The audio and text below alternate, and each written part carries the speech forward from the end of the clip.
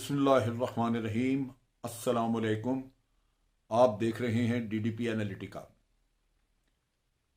आज हम बात करेंगे एक अहम डेवलपमेंट पे, और वो ये कि मोहम्मद अली दुरानी साहब, जिनका ताल्लुक जीडीए से है, यानी पीर बगाड़ा साहब की पार्टी से, फंक्शनल लीग से, वो आज जाके शहबाज शरीफ साहब को जेल में उन्होंने मुलाकात की। और मुलाकात के बाद आके उन्होंने जो बातचीत की, उससे यूं लगा कि कुछ हौसला अफजा है। वो बात ये करके आए हैं कि मज़ाकरात होने चाहिए।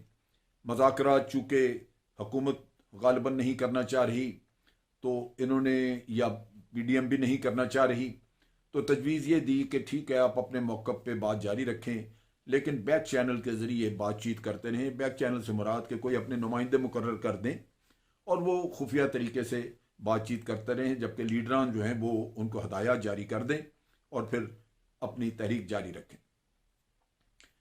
कहने को तो ये एक अच्छी डेवलपमेंट है कि जहां माहौल मुल्क का इंतहाई कशीदा हुआ पड़ा है, उस माहौल को दुरुस्त करने के लिए, ठंडा करने के लिए कोई रास्ता तो होना चाहिए, कोई बातचीत का तरीकाकार होना चाहिए। और ये बातचीत इसलिए भी ज़रूरी है कि एक तरफ तो मुल्क के अंदर कोरोना की वबा फैली हुई है और कोई अपने वर्कर्स के ऊपर, सियासतदान लीडर्स हों या कोई भी, उसको उस पर तरस नहीं आता। अवाम का नाम ज़रूर लेते हैं, लेकिन इतने अंदर से शकील कल्ब हैं कि उनकी ज़िंदगियों से खेलते हैं। उनके जलसे जुलूस, इज्तिमा इकट्ठा करना, हर जगह ये चीज़ जारी है, हुकूमत के लोग भी करते हैं। तो एक तो ये बड़ा दुख की बात है कि ये धंधा ख़त्म होना चाहिए ताकि अवाम की जानों से आप ना खेलें। दूसरी तरफ ये है कि माशी मामलात, आपकी मईशत कोरोना की वजह से भी बड़ी दबाव में है। और उसके साथ साथ आप देख लीजिए कि पाकिस्तान के ऊपर कर्ज़ों का बोझ, अब ये एक और वो रेकोडेक वाला किस्सा निकल आया। यानी हर तरफ से इकॉनमी के ऊपर आपका ऐसा दबाव है कि वो ठीक होने का नाम नहीं लेती, और उसको ठीक करने के लिए बड़ी मेहनत और इत्तफाक राय की ज़रूरत है। फिर आप देखिए कि महंगाई, आवाम पैसे हुए हैं, अब उसका भी कोई हल होना चाहिए कि आवाम को कैसे रिलीफ दिए जाए। आम हालात में महंगाई होती है तो रिलीफ हुकूमत अपने पास से देती है, लेकिन जो हुकूमतें या मुल्क कर्ज़ों में घिरे होते हैं, उनके लिए ये बड़ा मुश्किल हो जाता है कि वो सब्सिडीज़ देना शुरू करें खाने पीने की चीज़ों पे।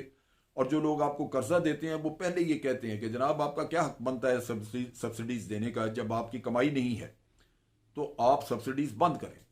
सो वो मसला, ये तो अवामी मसले, मुल्क के मसले हैं ही हैं। लेकिन उसके साथ जो एक बहुत बड़ी डेवलपमेंट है वो ये है, जो आपको बाहर से बैरूनी ख़तरा है। आपकी अफगान सरहदों पे आज भी दहशतगर्द वो कोई ना कोई हमला करते रहते हैं, और भारत, एनडीएस वो बाहर से उनको स्पॉन्सर करते हैं और वो अंदर फिर रहे हैं आपके। और पीटीएम है आपकी एक जमात जिसको कोई पूछने वाला नहीं। वो ये कहती है कि जनाब आप बड़ा जुल्म कर रहे हैं, यानी दहशतगर्द जो है उनको मारना जुल्म है। कोई तो सहूलतकार है उनके, जिसकी वजह से वो फिर रहे हैं। किसी सहूलतकार को पकड़े तो कहते हैं जी बेगुनाह था। अब ये एक इशू है वहां पे। मशरकी सरहदों पे भारत की सारी साजिशें, जो कुछ वो करना चाह रहा है, एक बड़ी जंग छेड़ना चाहता है, वो भी बिल्कुल खुल के हुकूमत ने बात कर दी कि जी ऐसे है। चाइना के साथ उनके पहले ही मसला बना हुआ है भारत का, और एक जंग किसी कैफियत है। लेकिन ये मुझे अंदाज़ा है कि भारत जुर्रत नहीं करेगा उधर जंग करने की, और अपने अवाम को कुछ दिखाने के लिए, मुतमईन करने के लिए पाकिस्तान के साथ महाज खोल सकता है। अब जब मुल्क इन खतरात में घिरा हो तो सोचना तो मुल्क के बारे में चाहिए, लेकिन क्या ये सारे मुहिब वतन मौजूद हैं यहाँ पे? उनको तो अपना नजर आ रहा है, सिर्फ अपना, यानी अपनी जात से हटके कुछ सोच ही नहीं रहा। अब अगर ये मुज़ाकरात की बात हो रही है तो ये बड़ी एक अच्छी डेवलपमेंट उस लिहाज से है कि किसी ने कोशिश की कि माहौल जो गर्म है उसको ठंडा किया जाए, ताकि जो बाहर से खतरात हैं उनको निपटा जा सके। अब ये एक अच्छा आइडिया, अच्छी सोच, लेकिन मुज़ाकरात किस बात पे होंगे?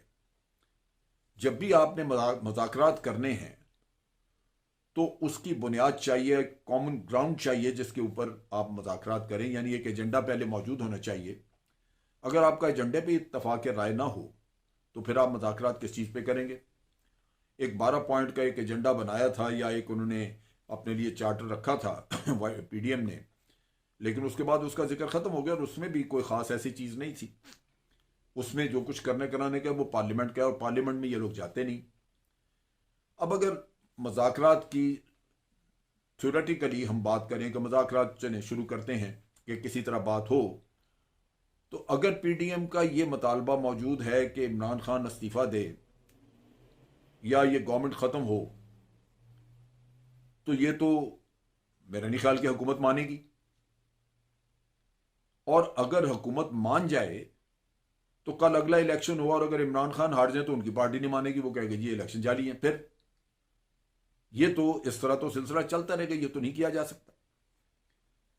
लेकिन पीडीएम तो यही एक 1 पॉइंट एजेंडा लेके निकली हुई है। क्या इस पे मुज़ाकरात हो सकेंगे?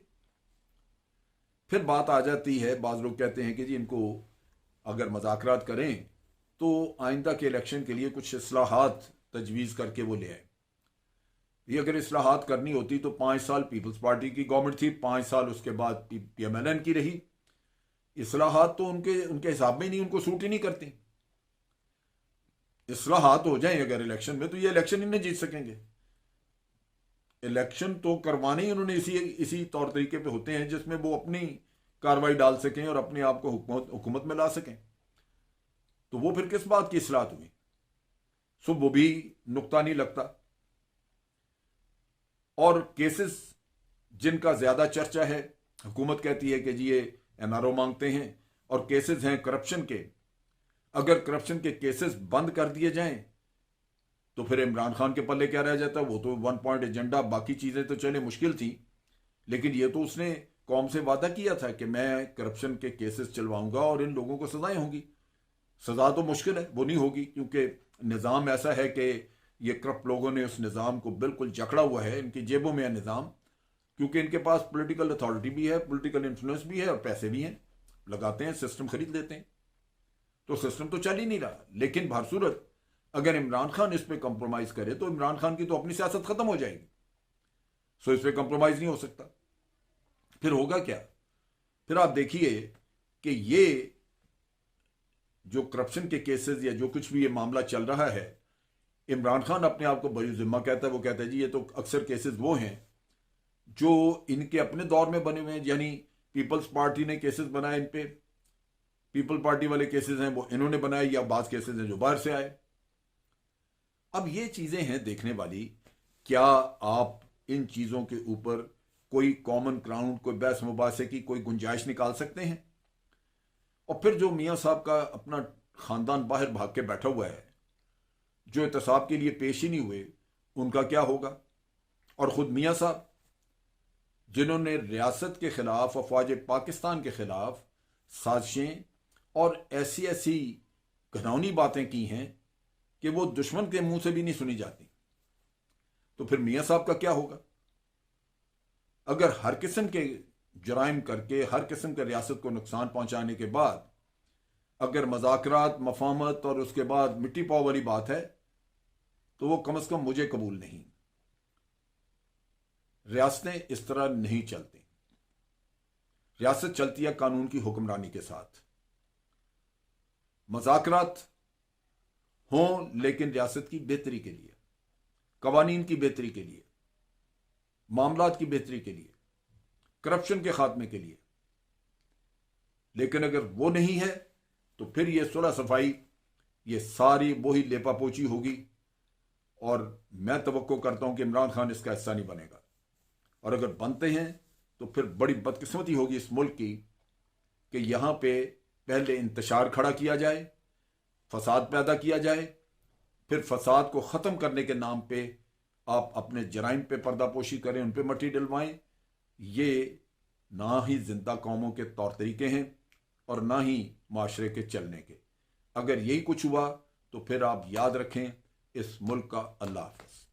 मैं तवक्को करता हूं कि ये लोग होश से काम लेंगे और इस गलत रास्ते पे नहीं जाएंगे जहां पे जराइम की पर्दापोशी हो, मुल्क की बेहतरी के लिए अगर कुछ करेंगे, हम भी साथ हैं, इनके लिए दुआगो भी होंगे।